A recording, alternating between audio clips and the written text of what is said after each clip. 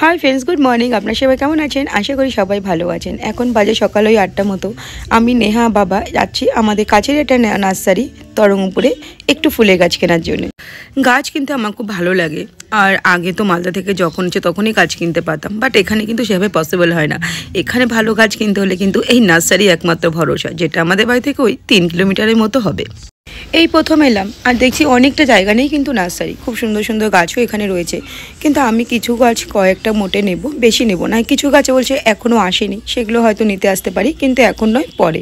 আর কিছু গাছ তো মা আগেই ছাদে লাগিয়ে দিয়েছে, যেগুলো মালদা থেকে নিয়ে এসেছিল। অনেক গাছ কিনে নিয়ে গেলে কী হবে বলুন তো, ঠিক মতন কেয়ার করা যাবে না, আর জায়গাও না খুবই কম হয়ে যাবে। সেই কারণে অল্প কয়েকটা গাছ নেই আমি চলে যাব। আর প্রত্যেকটা গাছই না আমার মন ছুঁয়ে যাচ্ছে।